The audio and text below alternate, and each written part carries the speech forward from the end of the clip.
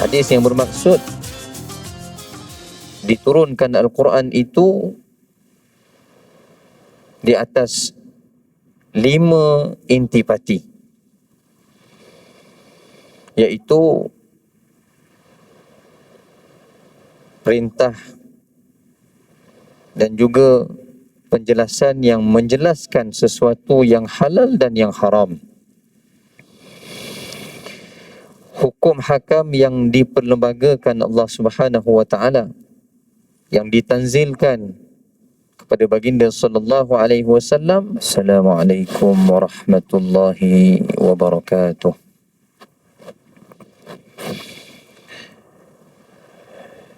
Innal hamdalillah nahmaduhu wa nasta'inuhu wa nastahdihi wa nastaghfiruh wa natubu ilayhi wa natawakkalu alayhi wa na'udzu billahi min shururi anfusina wa min sayyiati a'malina. Man yahdihillahu fala mudilla lahu wa man yudlil fala hadiya lahu. Allahumma salli wa sallim wa barik ala sayyidina wa habibina wa syafi'ina Muhammadin wa ala alihi. Allahumma bika amsayna wa bika nahya wa bika namut wa ilaikal masir. Allahumma inna nas'aluka khaira hadhihi al-laylah, fathaha wa nasaraha wa nuraha wa barakataha wa hudaha, wa na'udzu bika min syarri ma fiha wa syarri ma ba'daha. Hasbunallah la ilaha illa huwa alaihi tawakkalna wa huwa rabbul arshil azim. Allahumma amin ya arhamar rahimin. Wa qala Allah ta'ala fi kitabihil karim, a'udzu billahi minasy syaithanir rajim. Wa laqad fatanna alladhina min qablihim فَلَيَعْلَمَنَّ اللَّهُ الَّذِينَ صَدَقُوا وَلَيَعْلَمَنَّ الْكَاذِبِينَ. صدق الله العظيم. وقال الرسول صلى الله عليه وعلى آله وصحبه وبارك وسلم: عجبا لأمر المؤمن إن أمره كله خير وليس ذاك لأحد إلا للمؤمن إن أصابته سراء شكر فكان خيرا له وإن أصابته ضراء صبر فكان خيرا له. Alhamdulillah, Alhamdulillah, Alhamdulillah. Muslimin, muslimat, ayah-ayah, ibu-ibu yang saya muliakan, masih diberikan kesempatan menjengah kita ke tahun yang baru, masih diberi peluang oleh Allah Subhanahu wa taala untuk meneruskan kehidupan. Walaupun akhir-akhir ini bertubi-tubi ujian itu datang mengasak kehidupan manusia.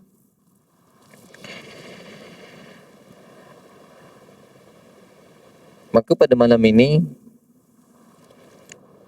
kita kembali menyambung perbincangan Al-Amthalu fil Quran. Bagaimana bahagian-bahagian yang terkandung di dalam Al-Quran itu yang juga pernah disabdakan oleh baginda sallallahu alaihi wasallam, dan hadis ini diriwayatkan oleh Imam Al-Baihaqi dan darjatnya hasan. Nazala al-Qur'an ala khamsati awjuh, halalin wa haramin wa muhkamin wa mutasyabihin wa amsalin. فأحلوا الحلال وحرموا الحرام واعملوا بالمحكم وآمنوا بالمتشابه واعتبروا بالأمثال atau kama qala Rasul sallallahu alaihi wasallam. Hadis yang bermaksud diturunkan Al-Quran itu di atas 5 intipati, iaitu perintah dan juga penjelasan yang menjelaskan sesuatu yang halal dan yang haram, hukum hakam yang diperlembagakan Allah Subhanahu wa taala, yang ditanzilkan kepada baginda sallallahu alaihi wasallam, menyempurnakan syariat kenabian baginda sallallahu alaihi wasallam, sekaligus menyempurnakan keindahan Islam yang telah dimulai daripada Rasul yang terawal dan juga ditutup oleh baginda sallallahu alaihi wasallam. Sebab itu baginda juga pernah memberi satu tamsilan mengenai perutusan baginda itu, yakni apabila Nabi sallallahu alaihi wasallam menggambarkan nabi-nabi yang terdahulu itu diumpamakan binaan bagi sesebuah bangunan. Akan tetapi masih ada satu ruang daripada bangunan itu yang masih belum disempurnakan. Seumpama kita melihat sebuah binaan yang indah, lalu kita mengelilinginya, tiba-tiba kita terjumpa satu bahagian dinding yang masih belum dilengkapkan. Maka kata baginda sallallahu alaihi wasallam, ruang yang masih belum dilengkapkan itu, akulah yang diutuskan untuk menyempurnakannya. Maka begitulah Al-Quran yang diwahyukan kepada Nabi sallallahu alaihi wasallam, bahkan menjadi manual hidup bagi orang beriman itu, menyempurnakan kenabian dan keislaman yang telah dibawakan daripada yang terawal dan yang terakhir, itulah yang telah dibawakan oleh Nabi sallallahu alaihi wasallam.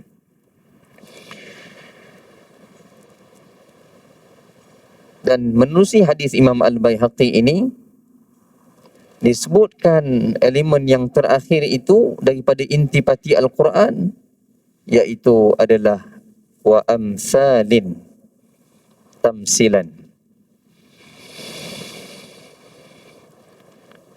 Dan perintah ataupun gesaan daripada kandungan amsal ini disabdakan oleh baginda sallallahu alaihi wasallam, wa'tabiru, jadikanlah tamsilan itu sebagai iktibar, ataupun ambillah pelajaran daripada tamsilan-tamsilan yang dikemukakan di dalam Al-Quran itu. Saya sebutkan dalam pertemuan 2 bulan yang lalu pada tahun lepas, bahawa antara kandungan Al-Amsal di dalam Al-Quran itu, ia terbahagi kepada 5 bahagian. Bahagian yang pertama, tamsilan itu boleh dilihat dalam paparan makna as-sunan, iaitu perjalanan kehidupan golongan yang terdahulu ataupun generasi yang terdahulu. Yang kedua, tamsilan di dalam Al-Quran itu dikemukakan Allah Subhanahu wa taala dalam bentuk al-ibrah, iaitu pelajaran. Yang ketiga, tamsilan di dalam Al-Quran itu dipersembahkan Allah Subhanahu wa taala dalam bentuk azab. Itu yang ketiga, al-azab. Dan yang keempat, tamsilan di dalam Al-Quran itu dikemukakan dalam bentuk al-qissah, iaitu kisah. Dan yang kelima, tamsilan di dalam Al-Quran itu dikemukakan dalam bentuk al-ayah, iaitu tanda-tanda, bukti-bukti. Maka kita menyentuh satu elemen daripada bahagian al-amsal di dalam Al-Quran itu. Pada malam ini kita ambil al-qissah, dan tersurat daripada 114 surah di dalam Al-Quran, satu daripadanya dinamakan sebagai Suratul Qasas. Al-Qasas. Kalau Al-Qissah itu datang dalam bentuk singular, maka Al-Qasas itu datang dalam makna jamak. Kisah-kisah. Maka perkataan kisah yang kita pinjam dalam bahasa Melayu kita itu sebenarnya kita pinjam daripada perkataan Al-Quran.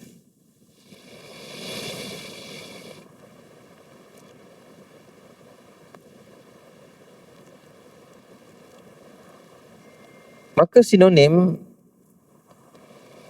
dengan elemen Al-Qasas ataupun Al-Qissah di dalam bahagian tamsilan di dalam Al-Quran ini, kita merujuk kepada peristiwa yang begitu besar, iaitu kelahiran Nabi Allah Musa alaihi salam. Sebelum saya terlupa, apabila kita menyebut bahagian kisah, hanya satu kisah sahaja di dalam Al-Quran yang diceritakan ataupun yang dihimpunkan dalam satu surah secara sempurna, iaitu kisah Nabi Allah Yusuf dalam surah Yusuf. Kisah-kisah yang lain, plot susunannya kita dapat temui dalam beberapa surah, tidak dihimpunkan dalam satu surah semata-mata.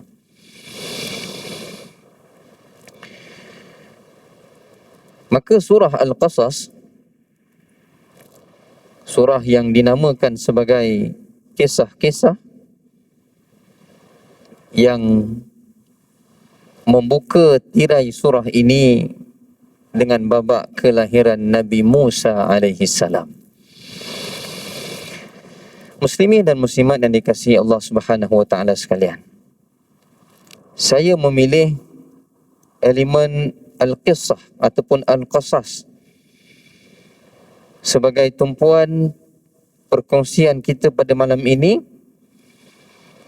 kerana tanpa kita sedar, yang pertama, 1/3 daripada kandungan Al-Quran itu adalah disulami dengan kisah-kisah. Bagaimana Allah Subhanahu wa taala menurunkan satu hukum, mensyariatkan satu hukum, dan hukum itu didatangkan dengan pedoman bagaimana generasi terdahulu adakah menerima hukum itu, menjunjung titah perintah yang diwahyukan kepada Rasul mereka itu, ataupun sebaliknya. Indahnya Al-Quran. Yang kedua, tanpa kita sedar juga,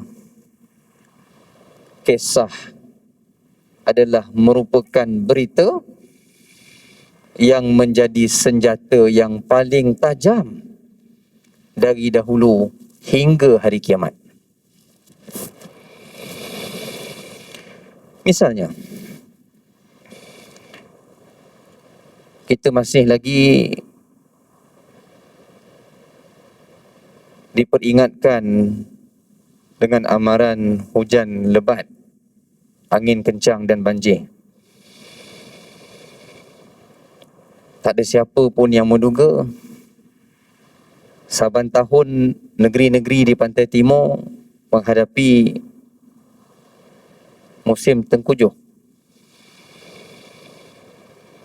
Dan beberapa tahun yang lalu menyaksikan antara peristiwa banjir yang paling teruk di Kuala Krai itu sampai sedalam ataupun setinggi bumbung sekolah. Akhirnya banjir yang berlaku di Shah Alam, di Puchong, dan antara yang terkesan imam kita, sahabat saya Al-Fadhil Ustaz Zuhairi. Besar ujian buat beliau. Dan ketika itu saya berada di kampung di Kelantan. Kampung saya di Lubuk Cina, masjid tu tinggal bumbung. Yang video yang tuan-tuan dapat buaya naik atas jambatan tu, itu kat kampung saya tu.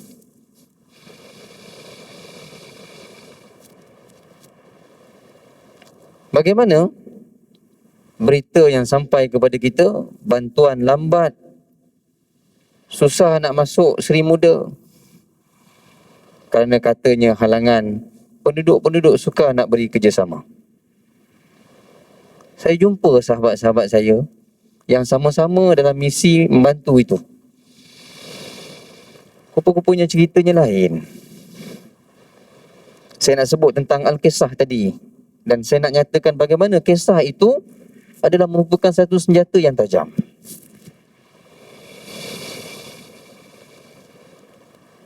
Kisah itu boleh mengangkat kemuliaan satu-satu bangsa dan leluhur, dan kisah itu juga boleh membenamkan dan memperkotak-katikkan satu-satu bangsa. Kerana dalam kisah itu adanya elemen berita. Dan elemen berita itu yang Allah Subhanahu Wa Ta'ala warnai di dalam Al-Quran.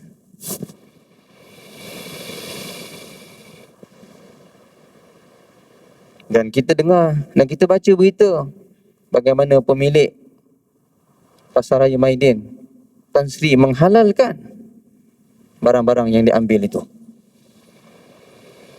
Jadi bila saya bertemu dengan sahabat saya yang menyertai misi bantuan itu, barulah saya faham antara permulaan Pasaraya itu dipecah bukan penduduk Seri Muda tetapi warga luar. Akibat daripada itu, penduduk-penduduk yang rumah mereka ditenggelami banjir tadi, dalam masa nak menyelamatkan diri, menyelamatkan keadaan, menyelamatkan harta benda, masih bimbang, takut-takut rumah mereka pun jadi nasib yang sama seperti Pasaraya. Ini salah satu berita dan makluman yang saya terima daripada skuad yang menyertai misi tersebut. Maka saya merenung, ada satu perumpamaan bagaimana seekor gajah ditafsirkan oleh beberapa orang yang buta. Kita bukan menyebut kelemahan orang buta, kerana orang buta itu adalah ciptaan Allah Subhanahu Wa Ta'ala. Tetapi kita sebut iktibar daripada itu. Orang yang pertama memegang bahagian ekor gajah, dia kata, oh, gajah ni macam tali lah. Orang yang kedua memegang kaki gajah, dia kata gajah ni macam tiang lah, sebab dia tak nampak. Orang yang ketiga, dia pegang belalai gajah, dia kata gajah ni macam batang paip. Tuan-tuan, muslimin dan muslimat yang dimuliakan Allah Subhanahu Wa Ta'ala, orang tua-tua kita dulu cukup bijak. Bahkan khazanah keilmuan bukan dari sudut bahasa sahaja. Bagaimana perkembangan genetik umat Melayu ini sendiri, sehingga beberapa manuskrip ditemui di negara-negara yang cukup jauh lokasinya daripada negara kita. Di Belanda misalnya. Siapa pula yang pergi bawa manuskrip tu? Cubalah kita renung dan fikirkan. Maka sesuatu perkara itu apabila kita lihat dari dekat, kadang-kala pandangan kita itu begitu sempit. Apabila kita keluar dan kita melihat lebih jauh daripada itu, pandangan yang lebih luas daripada itu, barulah terzahir sebenarnya apa yang berlaku. Allah Subhanahu wa taala mengemukakan kisah kelahiran Nabi Musa alaihi salam, antara Nabi yang diuji dengan pelbagai bentuk ragam umat baginda itu. Kalau dikatakan dari sudut pertalian kekeluargaan, catatan menunjukkan bahawa Qarun adalah merupakan saudara Nabi Musa. Wallahu a'lam. Al-Quran tidak menyebutkan secara jelas.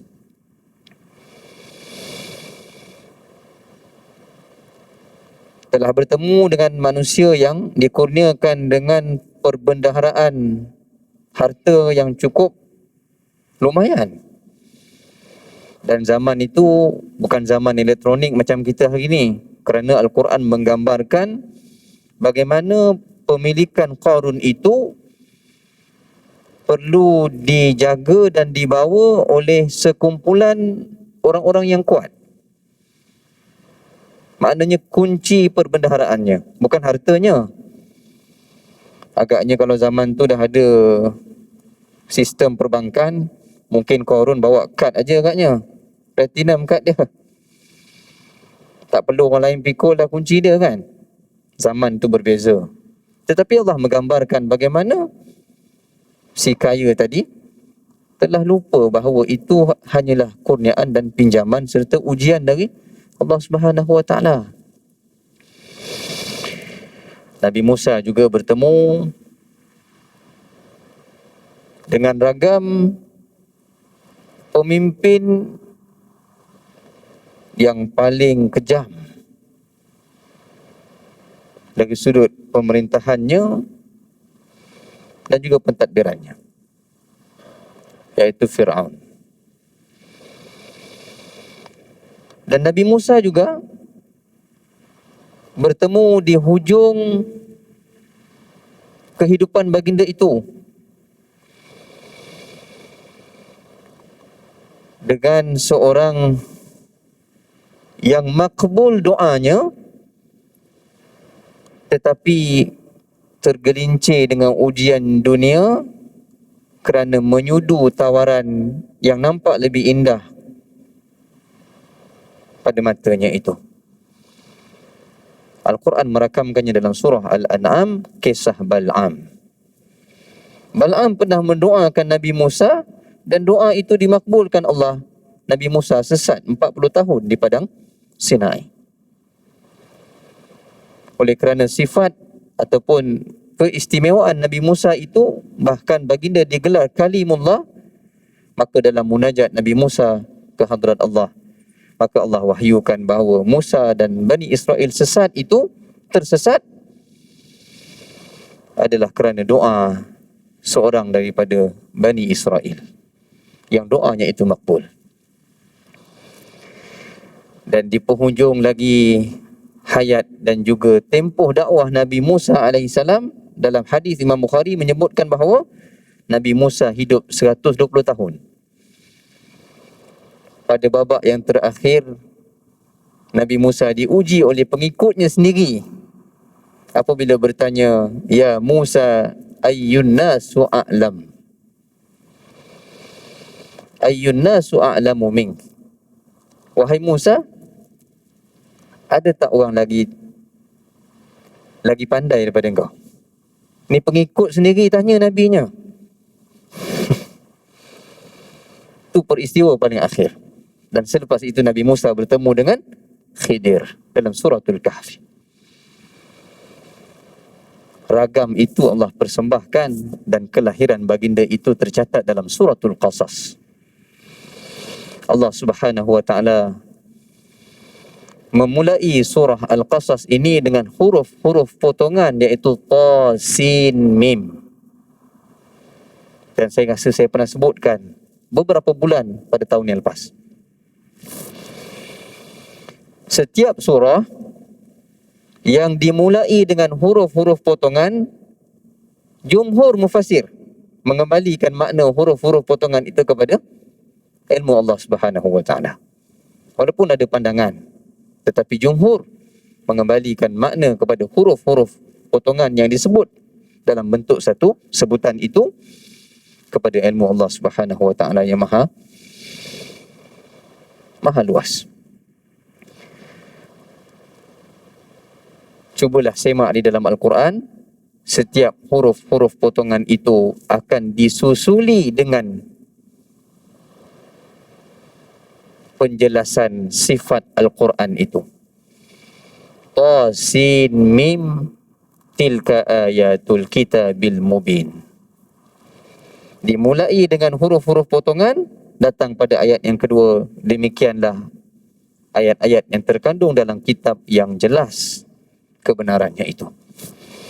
Yasin wal Qur'anil Hakim, Qaf wal Qur'anil Majid, Alif Lam Mim zalikal kitabu la raiba fi. Selepas huruf-huruf potongan, pada ayat yang kedua Allah mempersembahkan kebenaran Al-Quran itu. Lalu kisah ini bermula apabila ayat yang ketiga Allah berfirman dalam suratul Qasas, Natlu alaika min naba'i Musa wa Fir'aun bil haqqi liqaumi yu'minun. Kami kisahkan kepadamu wahai Muhammad sallallahu alaihi wasallam min naba'i Musa. Perkataan naba juga kita temui dalam juzuk yang ke-30 surah An-Naba, yang membawa maksud berita. Dan apa beza perkataan An-Naba dengan khabar? Kita sebut apa khabar, apa berita kamu, apa keadaan kamu. Maka bila disebut An-Naba di dalam Al-Quran, maka berita itu berita yang besar.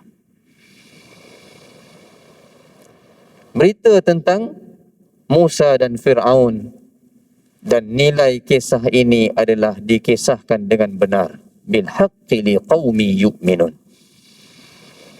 dan hanya boleh dihargai oleh orang-orang yang beriman. Inna fir'auna ala fil ard wa ja'ala ahlaha syi'a yastad'ifu ta'ifatan minhum yudhabbihu abna'ahum wa yastahyi nisa'ahum innahu kana minal mufsidin.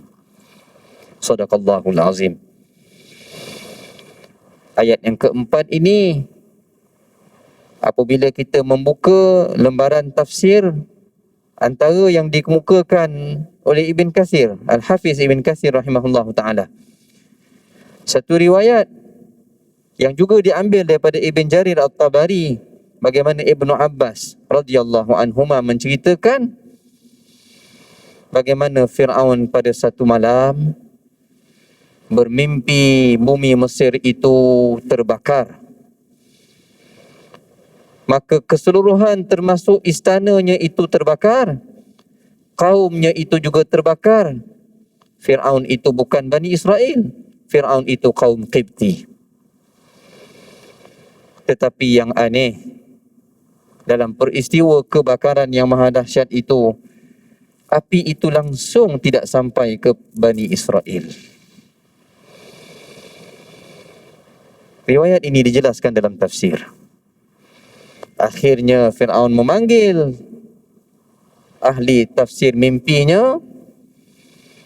Lalu salah satu daripada takbir mimpi itu disebutkan bahawa akan lahir seorang daripada Bani Israel yang akan menjadi musuh dalam selimut, atau gunting dalam lipatan, atau disebut juga api di dalam sekam. Ketika itu Fir'aun memulakan perencanaannya dengan menitahkan setiap ibu yang hamil di zaman itu perlu diperiksa dan diawasi oleh polis-polis Fir'aun. Dan daftar kelahirannya itu perlu sampai kepada Fir'aun, sama ada bayi itu lelaki ataupun perempuan. Muslimin dan muslimat yang dikasihi Allah Subhanahu wa taala sekalian, begitu teliti perancangan Fir'aun, tak nak bagi seorang pun lelaki daripada Bani Israel yang akan lahir, yang itu menjadi petanda akan meruntuhkan pentadbirannya yang tagut itu. Tanpa disedari, yang dibunuh setiap bayi lelaki yang lahir itu, akhirnya Allah hantar bayi lelaki itu di tangannya dan di timangnya sendiri, dan dibesarkan bayi itu dalam istananya sendiri. Rupa-rupanya bayi itu adalah Musa alaihissalam.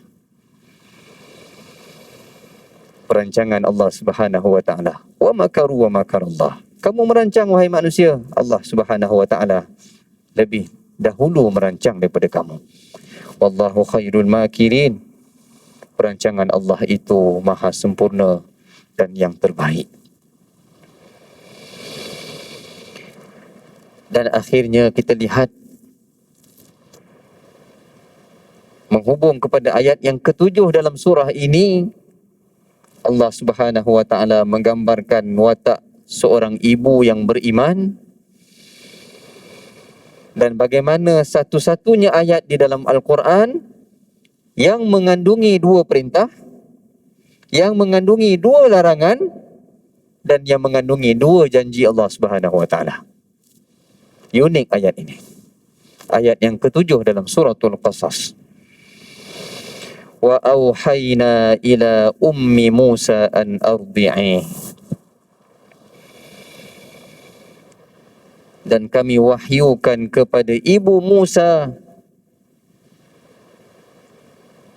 agar menyusukan bayinya itu.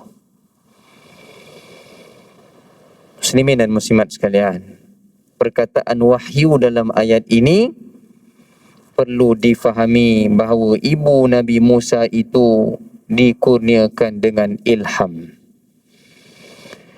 Kerana kalimah wahyu di dalam Al-Quran datang dalam tiga bentuk. Wahyu yang pertama itu dikurniakan kepada para nabi. Dan wahyu yang kedua itu dikurniakan kepada hamba yang saleh yang membawa maksud naluri ataupun ilham. Dan yang ketiga di dalam Al-Quran, Allah Subhanahu wa taala juga pernah berfirman kalimah wa auhayna itu kepada semut.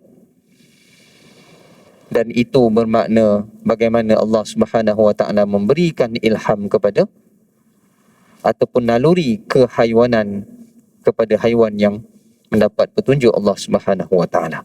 Tiga bentuk wahyu di dalam Al-Quran. Maka sekali lagi ayat ini merakamkan bahawa Nabi Musa itu lahir dalam keadaan selamat. Dalam satu karangan Qisasul Anbiya, Al-Ibratu li Ulil Albab, juga karangan Ibnu Katsir,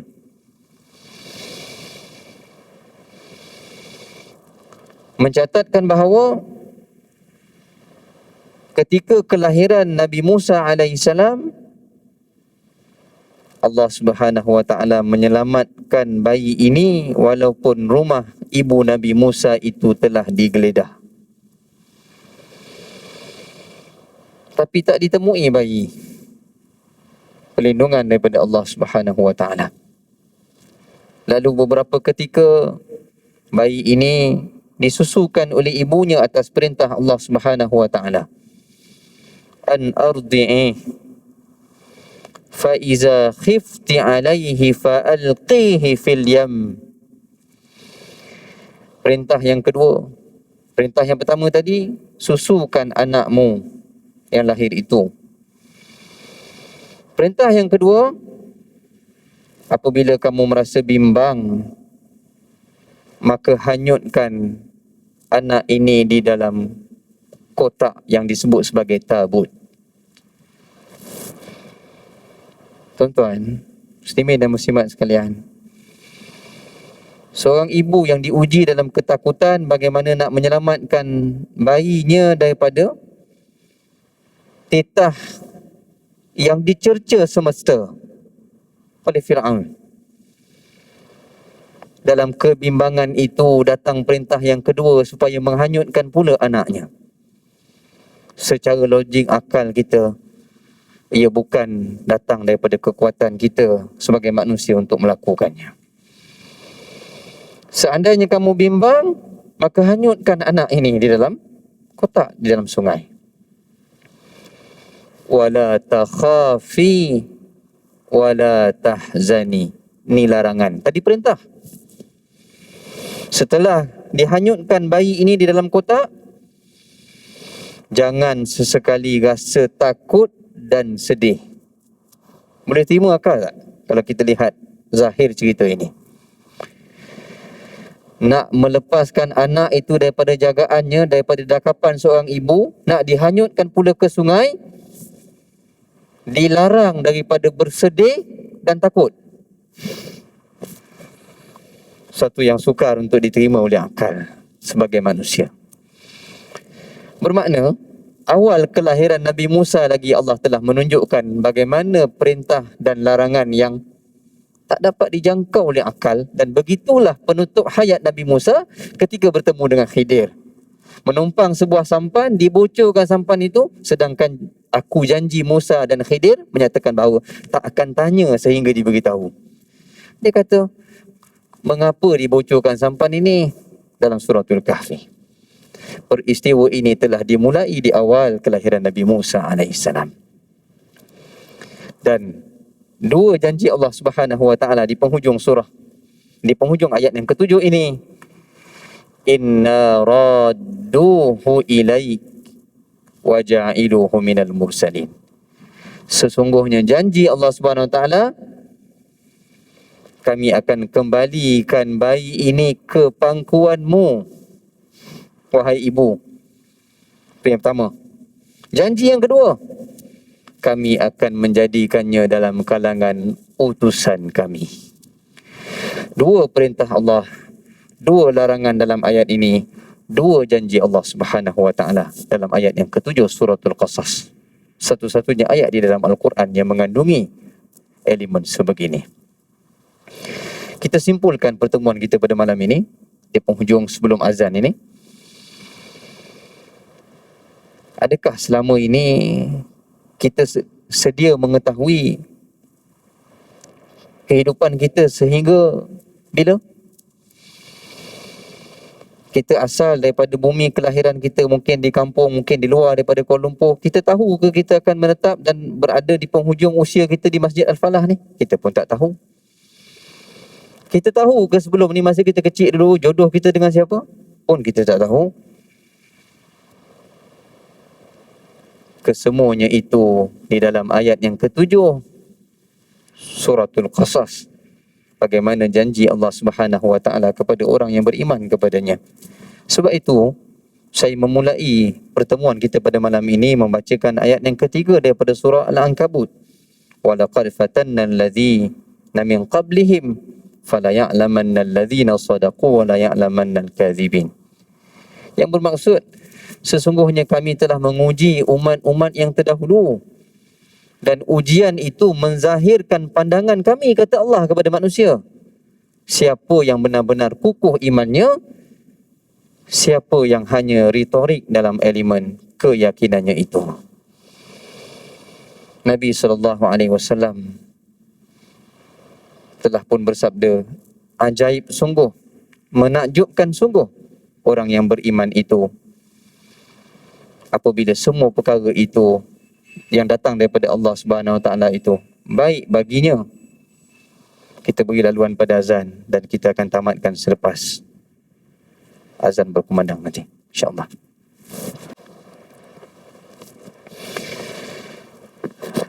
Muslimin dan muslimat yang dikasihi Allah Subhanahu wa taala sekalian. Saya simpulkan pertemuan kita pada malam ini dengan hadis yang telah saya bacakan di awal pertemuan tadi. Baginda sallallahu alaihi wasallam bersabda, "Ajaban li amril mu'min." Sungguh menakjubkan urusan orang beriman ni. Inna amrahu kullahu khair. Sesungguhnya urusan orang beriman ni dalam setiap perkara, baik ke buruk, sentiasa baik bagi orang beriman. Walaysa dzaka li ahadin illa lil mu'min. Kamu tak akan jumpa melainkan hanya ada pada orang beriman. In asabathu sarra syakara. Apabila orang beriman itu diuji dengan kenikmatan, maka dia bersyukur. Fakana khairan lah. Wa in asabathu darra sabara. Dan apabila diuji dengan kemudaratan, kesusahan, maka dia sabar. Dan itulah yang terbaik baginya. Muslimin dan muslimat sekalian, seminggu sebelum menjelang tahun baru, saya pergi ke satu jemputan. Lalu berceritalah tentang peristiwa banjir ni. Begitu tersentuhnya kita ujian yang datang pada setiap yang teruji ini. Rupa-rupanya individu yang saya temui itu, dia cerita pula pengalamannya banjir sampai rumah hilang pun dia pernah rasa, kebakaran sampai tinggal arang saja tapak rumah dia pun dia dah rasa. Jadi saya pun termenung. Saya nak cerita tentang banjir, rupa-rupa dia lebih berat ujian dia yang dia rasa. Kebetulan profesionnya sebagai seorang guru, ketika mengajar di sekolah, dengar bomba lalu melintas depan sekolah. Terdetik juga hati, rumah siapa yang terbakar? Dapat panggilan, beberapa rumahnya yang terbakar. Sempat anak-anaknya diselamatkan, duit, kereta, barang kemas, semua tinggal abu. Jadi rupa-rupanya kita rasa dalam setiap ujian itu, ada orang yang banjirnya sampai paras lutut, ada yang banjir sampai paras dada, ada yang banjir sampai paras bumbung. Setiap peringkat banjir itu adanya ruang untuk kita bersyukur kepada Allah Subhanahu wa taala. Yang banjir sampai paras lutut tadi, mungkin kerosakan rumah tak begitu besar nak dibandingkan dengan paras dada. Dan orang yang paras dada tadi lebih bersyukur kerana orang lain yang kena banjir tadi rumahnya sampai paras bumbung. Dan orang yang diuji banjir, air banjir tadi sampai paras bumbung, dia bersyukur sebab nyawa dia masih selamat.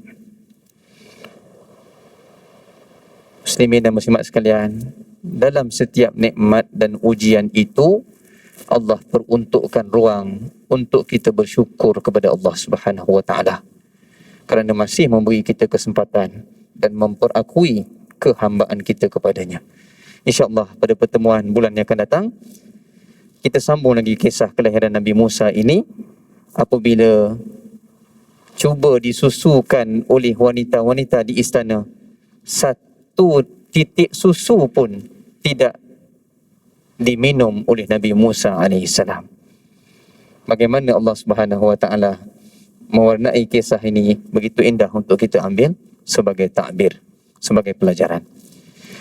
Subhanakallahumma wa bihamdik, asyhadu an la ilaha illa anta, astaghfiruka wa atubu ilaik. Bismillahirrahmanirrahim. Wal 'ashr, innal insana lafi khusr illa alladhina amanu wa 'amilus salihat wa tawasaw bil haqqi wa tawasaw bis sabr.